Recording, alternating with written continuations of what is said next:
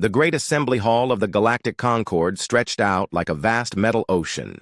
847 different species filled the floating platforms that hung in perfect circles around the central speaking area. Some beings glowed with their own light. Others were so small they needed special viewing equipment, and a few were so large they could barely fit through the massive doorways. In Section 47, the human delegation sat quietly.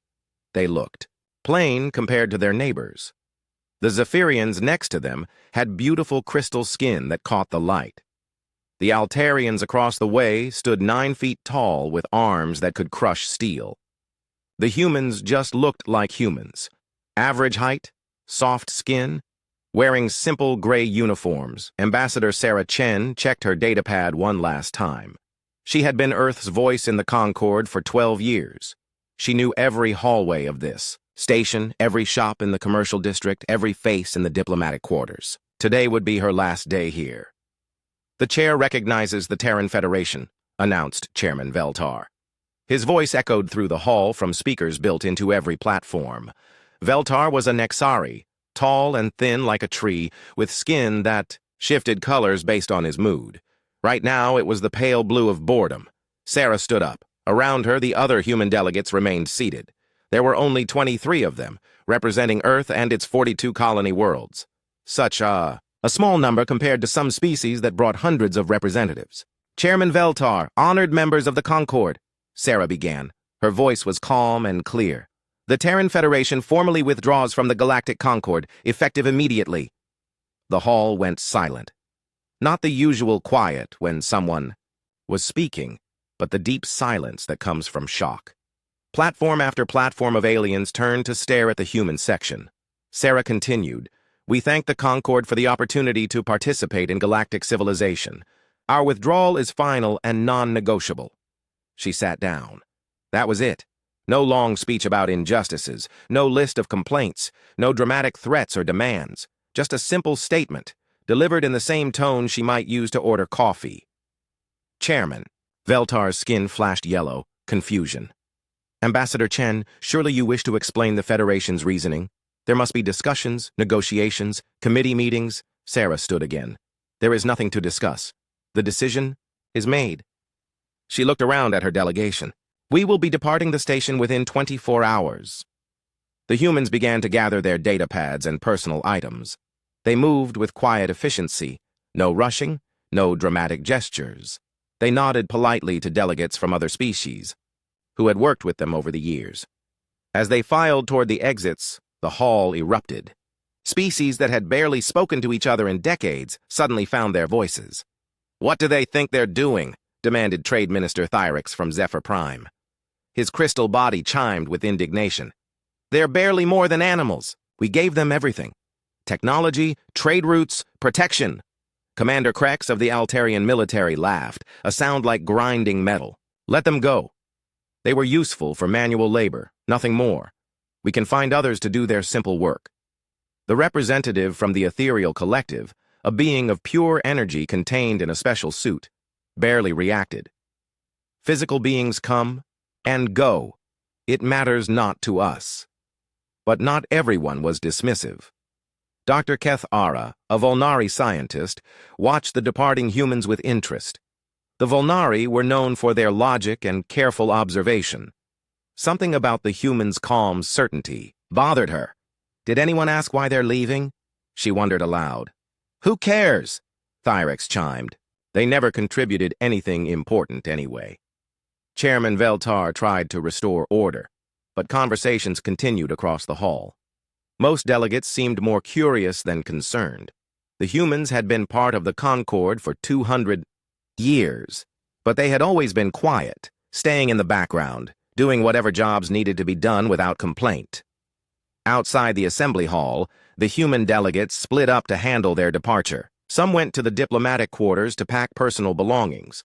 Others headed to the commercial district where humans ran small businesses, repair shops, restaurants serving Earth food, bookstores with literature from dozens of worlds. Sarah walked through the corridors she knew so well. The Concord station was a city in space, home to millions of beings from across the galaxy. It had taken her years to learn to navigate its vast network of tunnels, lifts, and transport pods. Now, she was seeing it all for the last time. She passed the repair bay where Tom Martinez ran a small engineering shop. The sign in the window already read, "Closed permanently." Tom had been fixing broken equipment for anyone who brought it to him for 15 years.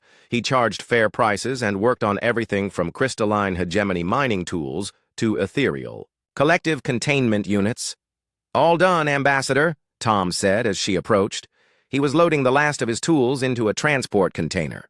Funny thing, though, had 3 customers come by this morning asking about complex repairs. Told them I couldn't help anymore. What did they say? Seemed confused, like they'd never thought about who would fix their stuff after I left. Tom sealed the container and activated its hover function. Oh well, not our problem anymore. In the diplomatic quarters, families were packing centuries of accumulated belongings. Children who had grown up on the station said goodbye to alien friends. The partings were emotional but brief. The humans had learned long ago not to expect their feelings to be understood or returned by most species. Maria Santos, who ran the largest human-operated restaurant on the station, was giving away her remaining food to anyone who wanted it. The gentle giants from Kepler 442b, massive creatures who were among the few species that genuinely liked humans, helped her pack her equipment. "Why are you leaving?" one of the giants rumbled in his deep voice. "Because we were never really welcome here," Maria replied simply. "We just took us 200 years to fully accept it." By evening, the evacuation was complete. Every human civilian, diplomat, technician, teacher, shop owner, and maintenance worker had departed. The transport ships waited in neat formations outside the station, ready to carry them back to human space. Sarah took one last walk through the now quiet human sections of the station. Empty storefronts stared back at her. Abandoned offices sat, dark and silent. It was like a ghost town in the middle of the galaxy's greatest city. Her communicator chimed. "Ambassador, this is Captain Rodriguez. All personnel are accounted for. We're ready to depart." "Understood, Captain. I'm on my way." As she walked to the docking bay, Sarah passed groups of aliens discussing the day's events. Most still seemed amused or dismissive. A few looked confused. None looked worried. The transport ship's engines hummed to life as Sarah strapped herself in for departure. Through the viewport, she watched the conquered station shrink into the distance. After 2 centuries, humanity was walking away from galactic civilization. "Any regrets, Ambassador?" asked her aide, Lieutenant Johnson. Sarah was quiet for a long moment, watching the stars wheel past the viewport. Finally, she shook her head. "No regrets. We gave them our best for 200 years. They never valued it, never understood it, never even noticed most of it. Now they'll get the chance to see what the galaxy looks like without us." The transport fleet jumped to hyperspace, carrying humanity away from the conquered forever. Behind them, the great station continued its endless orbit, its millions of inhabitants unaware that their quiet, unremarkable neighbors had just taken something irreplaceable with them. They would learn soon enough. 3 months after the humans left, Trade Minister Thyrix of Zephyr Prime stood in his office, staring at shipping reports that made no sense. The numbers were all wrong. Cargo that should have taken 2 weeks to move between systems was taking 4. Routes that had run smoothly for decades were suddenly full of delays and confusion. "What do you mean the shipment is stuck on Altair 7? He chimed angrily into his communicator. His crystal body flashed red with frustration. "The loading. Dock systems crashed again," came the reply.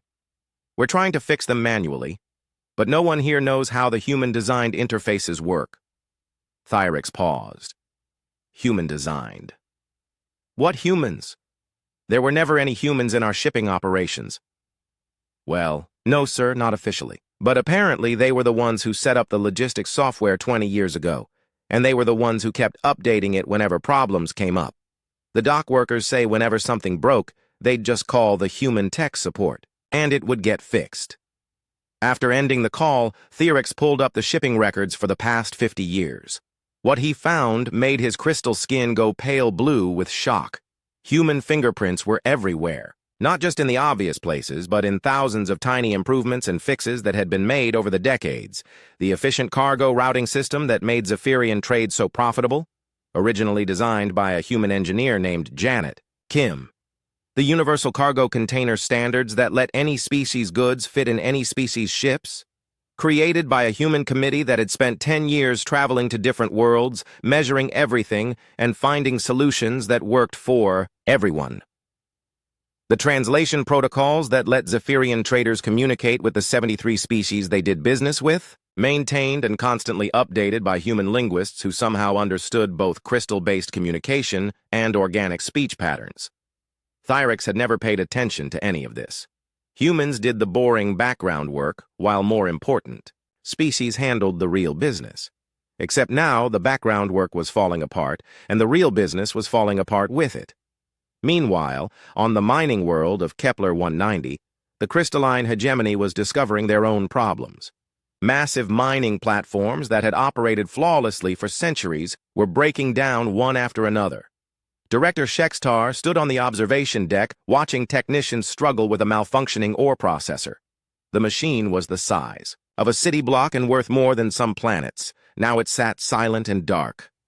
"The main power coupling has failed again," reported Chief Engineer Valtech. "That's the fourth one this month." "Then fix it," Shextar commanded. His crystalline form sparkled with impatience. "We're trying, sir, but the coupling design is unlike anything in our technical manuals. The materials are standard, but the way they're put together, it's very strange, very inefficient by our standards. Then rebuild it properly." "We tried that, sir. The replacement couplings we built keep burning out after a few days. The original human-made ones lasted for decades." There was that word again, human. Shextar had never thought about humans being involved in their mining operations. Humans were soft, weak, unsuited for the precise work of crystal engineering. "Show me the maintenance records," he ordered. The records revealed a pattern that made Shextar's crystal structure dim with understanding. For over a century, every single mining platform had been regularly serviced by human technicians. Not as supervisors or designers, but as the hands-on workers who crawled through maintenance tunnels and fixed whatever broke. The humans had never tried to redesign crystalline technology. Instead, they had learned how to make it work better. They had found weak points and reinforced them. They had identified parts that failed often and developed better versions. They had created hybrid solutions that combined crystal precision with human practicality. Most importantly, they had kept detailed records of everything they had learned, records that had left with them when they departed.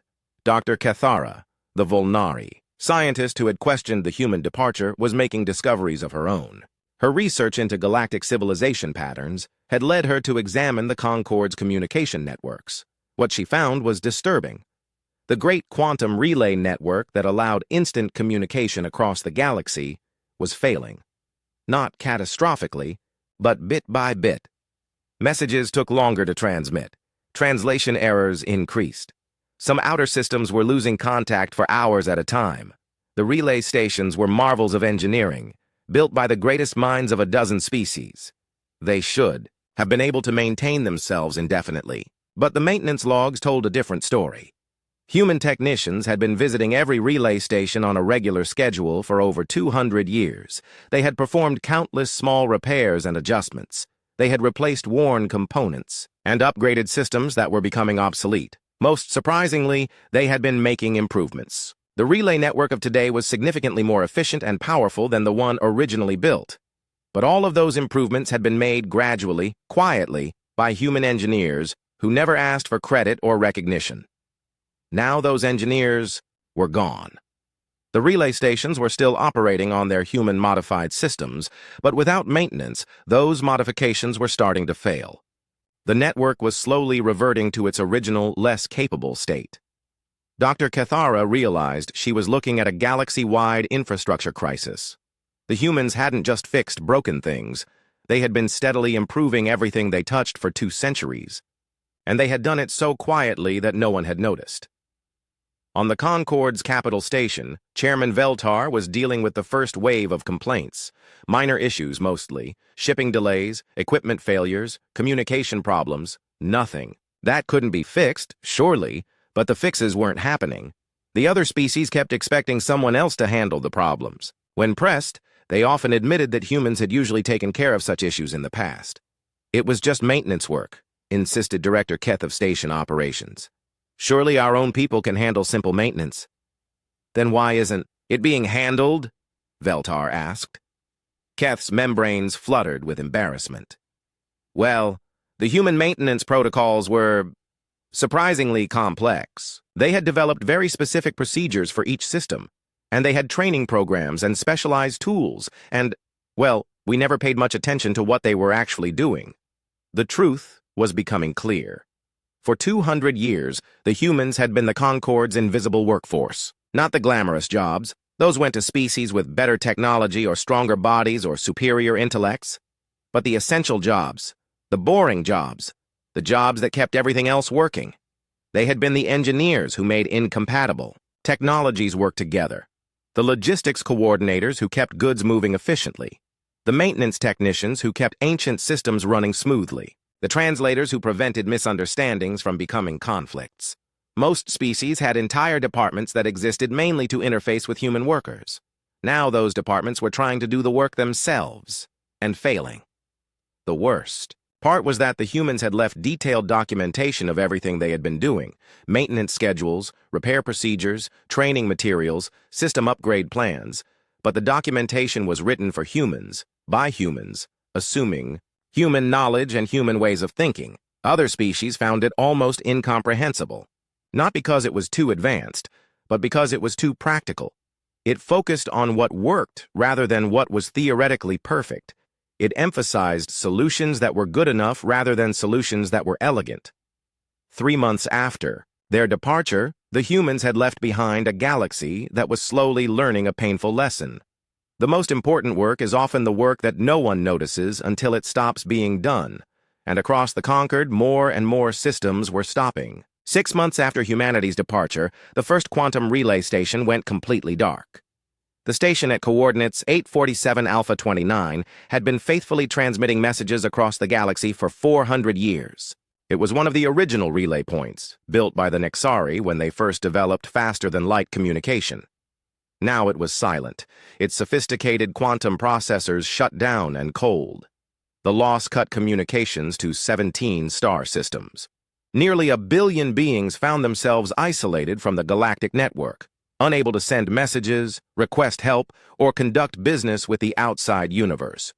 Emergency repair teams rushed to the station, but what they found horrified them. The quantum processors were intact, but the supporting systems had failed one by one. Power couplings that should have lasted centuries had burned out. Cooling systems had overheated and shut down. Navigation computers had lost their programming and reverted to factory defaults. Most disturbing of all, the repair teams discovered extensive modifications to the original Nexari design. Hundreds of small improvements and additions, all unmarked and undocumented in any official record. The station had been gradually rebuilt over the centuries into something far more complex and capable than its builders had ever intended. Engineer Kelvox of the repair team spent 3 days trying to understand what he was looking at. "This is impossible," he transmitted back to headquarters. "The original design specifications show this station should be capable of handling maybe 50 simultaneous message streams, but the actual hardware here could handle thousands." "Then why did it fail?" came the reply. "Because someone, I assume humans, had been maintaining systems that don't exist in any blueprint we have. They created redundant backup systems, improved the quantum isolation chambers, and installed monitoring equipment that watched for problems before they became critical. All of that modified equipment was maintained manually by people who understood how it worked. The repair team spent 2 weeks trying to bring the station back online. They finally succeeded, but only by stripping out all the human modifications and reverting to the original, much less capable design. The 17 isolated systems could communicate again, but at a tiny fraction of their former capacity. Similar failures were happening throughout the galaxy. On the Concord's capital station, the Universal Translation Matrix was producing increasingly garbled results. Ambassador Drex of the Croatian Empire discovered this during a routine trade negotiation with the Hive Mind Collective. The translation system converted his proposal for a mining rights exchange into what the Hive Mind interpreted as a declaration of war. Only quick intervention by Chairman Veltar prevented an immediate military response. But the incident revealed a terrifying truth. The translation system that allowed hundreds of species to communicate was breaking down. The Matrix was one of the Concord's greatest achievements, a massive computer system that could translate, not just words, but concepts between radically different forms of life. It could convert the harmonic resonances of crystal beings into the chemical signals of organic species, or turn the electromagnetic patterns of energy beings into sounds that physical creatures could understand.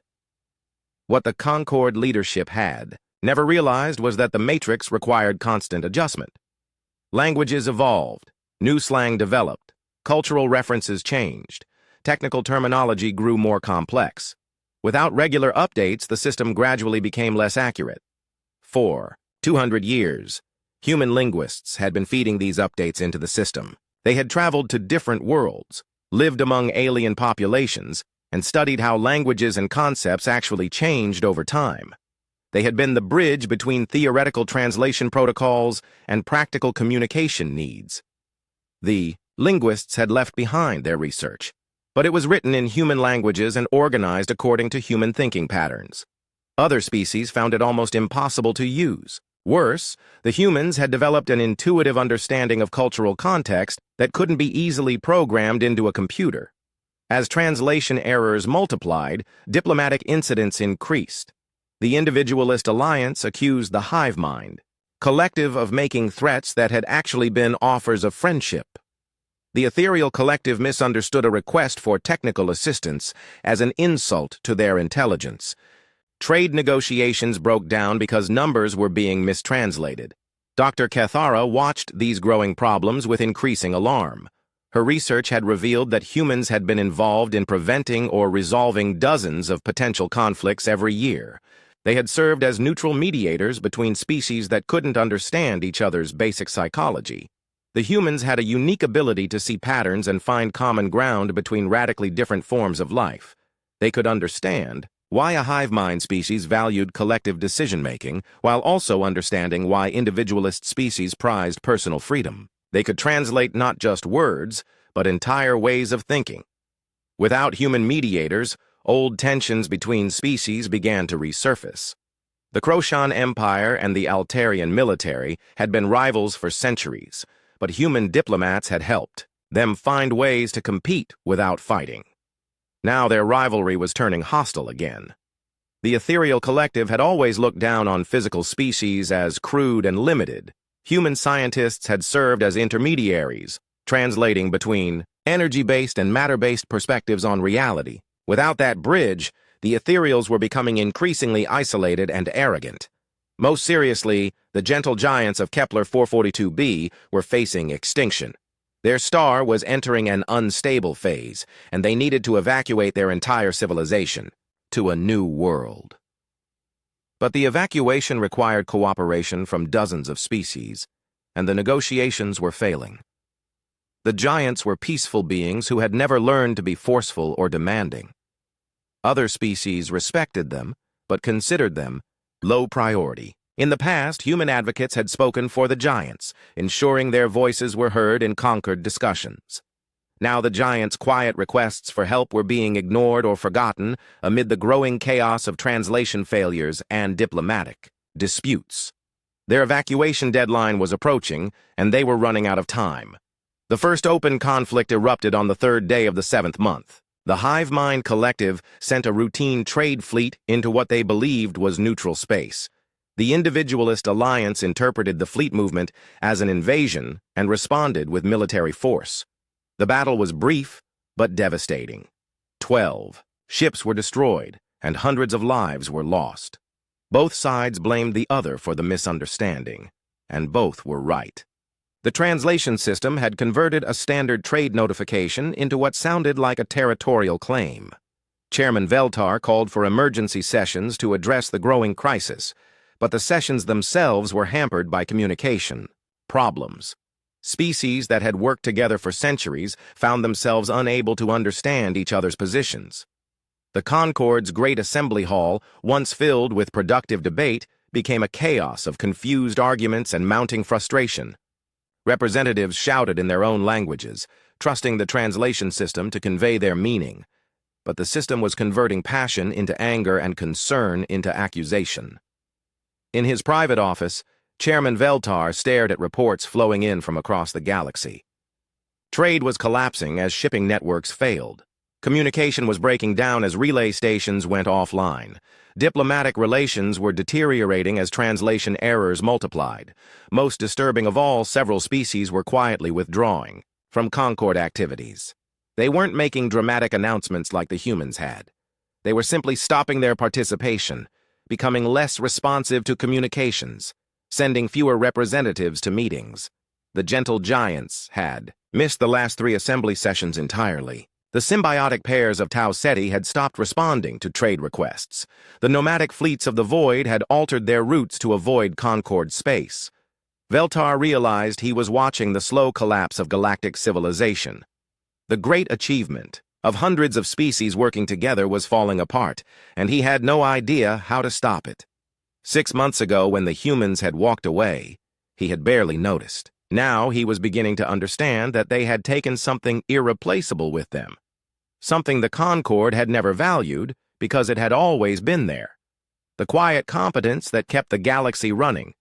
The patient work that held civilization together. The bridge between species that couldn't bridge the gaps themselves.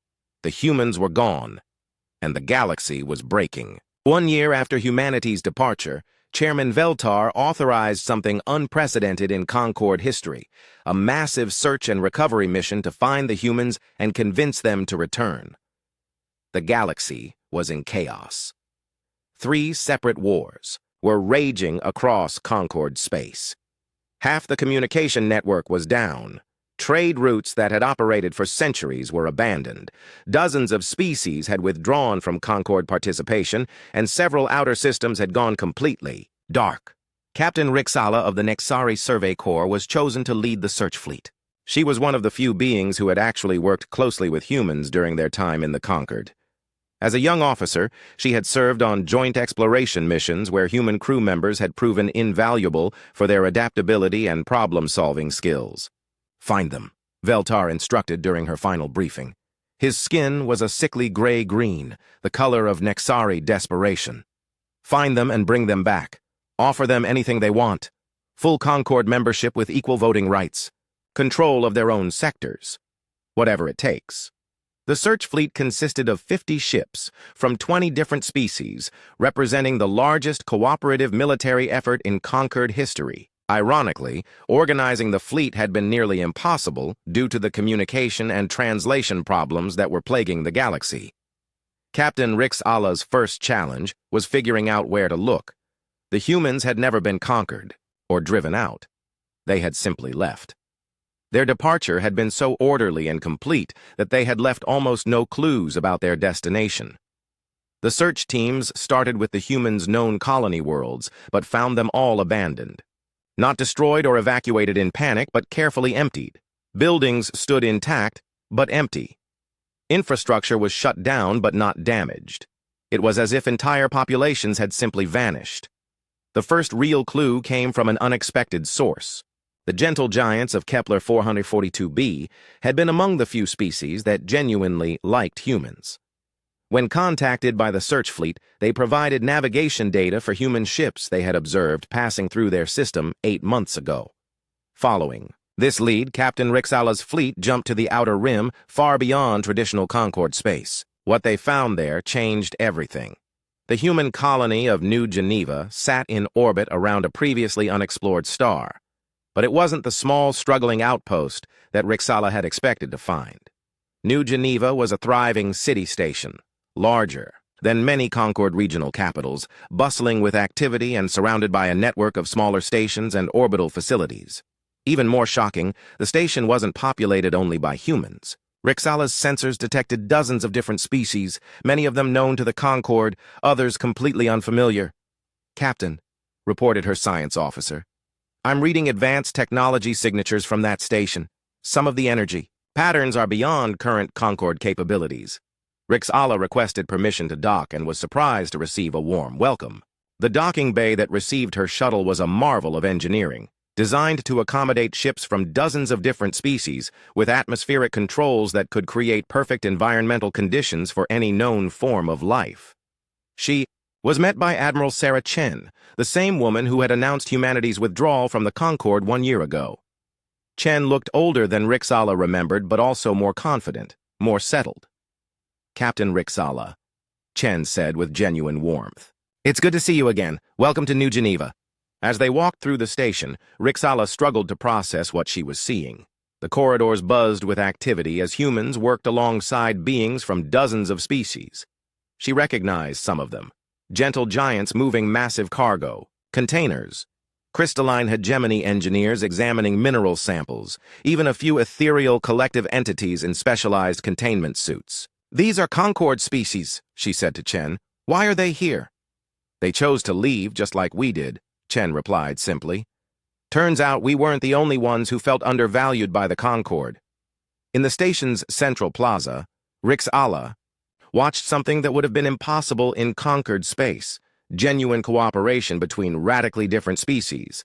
A team of humans and crystalline beings were working together on some kind of engineering project, sharing tools and ideas without any apparent hierarchy or conflict. "How is this possible?" she asked. "Crystal beings and organic species can barely communicate, let alone work together." "They can when someone takes the time to help them understand each other," Chen said. She pointed to a human woman who was translating between the crystal engineers and a group of organic technicians. "That's Dr. Martinez. She spent 3 years developing a new translation protocol that captures the harmonic resonances of crystal communication and converts them into patterns that organic minds can follow." As they toured the station, Chen explained what had happened after the humans left the Concorde. They had established contact with species that lived outside conquered space, beings who had been rejected by the galactic community for being too primitive, too different, or too difficult to communicate with. "The Concorde only accepts species that fit into established categories," Chen said. "Energy beings, crystal beings, organic beings, hive minds, individuals. But the galaxy is full of species that don't fit those neat divisions. The Concorde never bothered with them.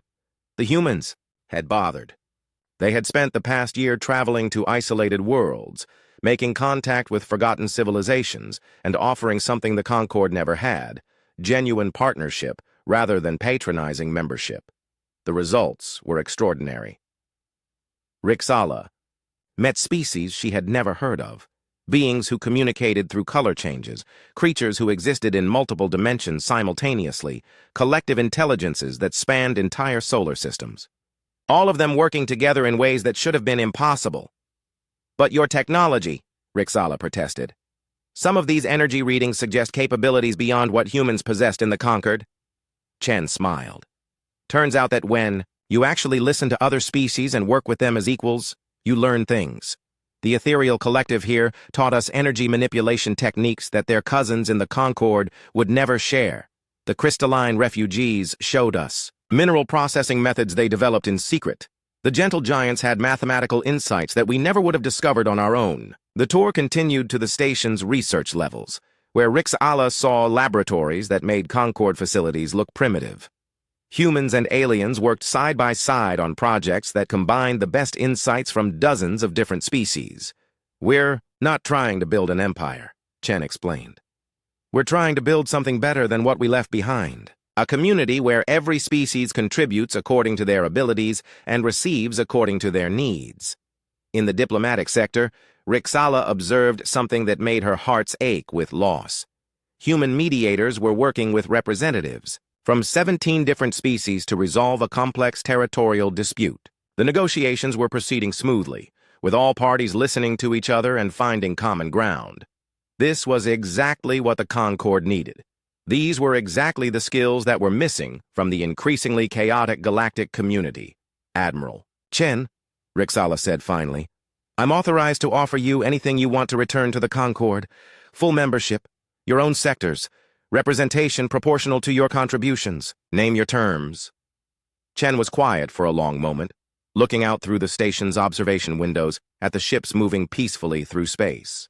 Human vessels alongside craft from dozens of other species, all working together in harmony. "Captain," she said gently, "look around you. Look at what we've built in just 1 year. Why would we want to go back to being taken for granted again?" "Because the Concorde is falling apart without you," Rixala said desperately. Species are fighting. Systems are failing. The entire galactic community is collapsing. Then maybe it needed to collapse, Chen replied. Maybe something that can only exist by exploiting others wasn't worth preserving. Before Rixala could respond, her communicator chimed with an urgent message from her fleet. 3 more species had just announced their withdrawal from the Concorde and requested permission to dock at New Geneva. You're not the only ones looking for us, Chen observed. We get requests every day from species that want to leave the Concorde and join our alliance. Apparently, a lot of beings are tired of being told their contributions don't matter. That evening, Rixala transmitted her report back to Chairman Veltar. The message was brief but devastating. Humanity didn't need the Concorde, but the Concorde desperately needed humanity. The search for salvation had revealed that salvation was thriving without them. 2 years after humanity's departure, Chairman Veltar stood before the emptiest assembly hall in conquered history. Of the 847 species that had once filled this great chamber, fewer than 200 remained. The rest had either withdrawn from the Concorde entirely or simply stopped participating, letting their memberships lapse into meaninglessness. The great circular platforms hung empty and dark. Section after section sat vacant. The gentle giants had been evacuated to human space when their star went unstable. The crystalline hegemony had split apart when their mining networks collapsed. The ethereal collective had retreated into isolation after their containment technology failed. Even many of the species that remained were only partially present. The Zephyrians sent 1 representative instead of their usual delegation of 50. The Altarian military maintained a token presence but had withdrawn most of their forces to protect their own borders. The Nexari kept their administrative functions running, but even Veltar knew it was mostly out of habit. Honored members, Veltar began, his skin a deep purple of mourning. Today we gather to hear the final report on the Human Impact Assessment. Dr. Kethara approached the central speaking area, her Volnari logic systems working to process data that defied rational explanation. In her hands, she carried 2 years of research that revealed the true scope of humanity's role in galactic civilization. The data is clear, she began, her voice steady despite the magnitude of what she was reporting. Humans were directly involved in 89% of all successful diplomatic resolutions in the past century. They maintained 67% of critical infrastructure across Concorde space. They provided cultural translation services that prevented an estimated 432 potential conflicts. The remaining delegates sat in stunned silence. These numbers were far beyond what anyone had imagined. But the most significant finding, Kethara continued, is not what humans did officially, but what they did quietly. Our analysis reveals that humans were the invisible foundation of galactic civilization. They were the species that made all other species able to work together. She activated a holographic display that showed the complex web of connections between different species. Every major trade relationship, every diplomatic alliance, every technological cooperation project, they all had human involvement at some level, not as leaders, but as translators, mediators, problem solvers, and bridge builders. Trade Minister Thyrix, the sole remaining Zephyrian representative, chimed softly. We never knew. We thought they were just there. That was exactly the problem, Kethara replied. Humans were so effective at their role that they made themselves invisible. They solved problems so quietly that no one noticed the problems existed. They prevented crises so efficiently that no one realized how many crises they were preventing. Commander Krex of the Altarian military, his pride broken by 2 years of watching his empire's infrastructure crumble, spoke next. What about their colonies? The search teams reported that human space is thriving. Indeed, Kethara confirmed. Our intelligence suggests that the human alliance now includes over 300 species, many of them previously unknown to the Concorde. They have developed new technologies, established new trade networks, and created new forms of interspecies cooperation that surpass anything we achieved here. She showed images captured by long-range scouts, human ships working alongside vessels from dozens of species, space stations where multiple alien races collaborated as equals, research facilities where impossible combinations of beings worked, together on projects beyond conquered comprehension. Most remarkably, she added, They appear to have solved many of the fundamental problems that have plagued galactic civilization for millennia. Communication barriers, resource distribution, conflicts, technological incompatibilities. The humans and their allies have found ways to address all of these issues. Chairman Veltar's skin shifted to the deep black of despair. Could we ask them to return? Offer them leadership positions, full autonomy, anything they want? We tried, Cathara said gently. Multiple diplomatic missions have been sent to human space. All were received politely. All were declined politely. The humans have no interest in returning to the Concord. But why?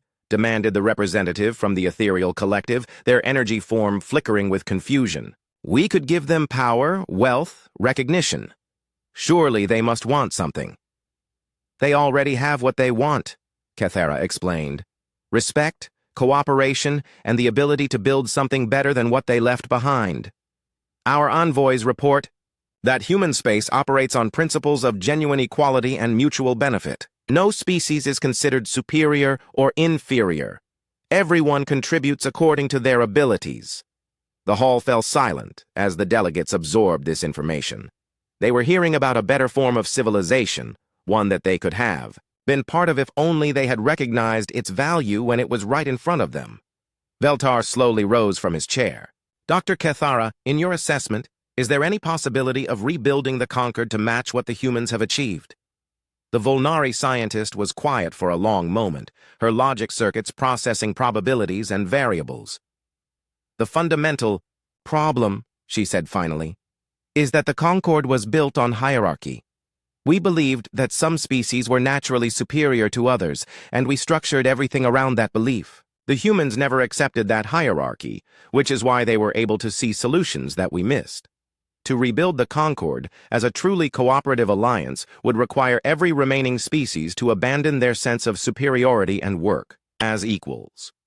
Based on our behavioral patterns over the past 2 years, the probability of this occurring is... She paused, calculating. Less than 3%. Commander Krex laughed bitterly. So we're finished. The Great Galactic Concord, destroyed because we were too proud to value the people who were actually holding it together. Not destroyed, Veltar corrected quietly. Just diminished. We'll continue to exist in some form, but we'll never be what we could have been. In the days that followed, word of the assessment spread throughout the remaining Concord space. Some species reacted with anger, claiming the report exaggerated human contributions. Others fell into despair, realizing the magnitude of what they had lost. A few began making quiet preparations to leave for human space themselves. 3 months after the final assembly, Veltar received an unexpected message. A human trade vessel was requesting permission to dock at the Concord station. Not a diplomatic mission, not a rescue fleet, just a single cargo ship offering medical supplies and food to the struggling station population. Veltar went to the docking bay personally to meet the ship's captain. To his surprise, it was Admiral Sarah Chen, the woman who had announced humanity's departure 2 years ago. Admiral, he said, his skin shifting through confused patterns of color. I don't understand. Why are you here? Chen smiled as her crew began unloading supplies. Your life support systems are failing again. We heard about it through our trade networks. We brought some replacement parts and some engineers to help install them. But we never asked for help. After everything that happened, why would... You? Because people need help, Chen said simply. That's what we do. That's what we've always done. As human engineers worked alongside Concord technicians to repair the station's failing systems, Veltar watched in amazement. The humans worked efficiently and without complaint, solving problems that had baffled Concord experts for months. Admiral, he said as the work neared completion, I have to ask, was this always your plan? To leave the Concord and build something better? Chen was quiet for a moment, watching her engineers teach Concord technicians how to maintain the new systems they had installed. No, she said finally. We just wanted to be valued for what we contributed. When it became clear that would never happen, we had to make a choice. We could keep trying to earn respect we'd never receive, or we could go somewhere we could build the kind of galaxy we believed in. And you chose to build. We always choose to build. That's what makes us human. As the human ship prepared to leave, Chen turned to Veltar one last time. Chairman, the offer is always open. If any conquered species want to join our alliance, they're welcome. But they have to come as equals, ready to work together and value everyone's contributions. Even after everything we did to you? Especially then, Chen replied, because holding grudges doesn't build anything, and building is what matters. The human ship departed, leaving behind a functioning life support system and a Concord leadership that finally understood what they had lost. Not just skilled workers or helpful neighbors, but a species that defined itself by lifting others up, even when those others had never bothered to lift them in return. In his final log entry as chairman of the Galactic Concord, Veltar wrote, "We called them primitive. We treated them as servants. We never realized that in their quiet competence, their stubborn optimism, and their inexplicable ability to understand and help others, they were the most advanced species among us. We were the primitives. We just never realized it until they stopped carrying us."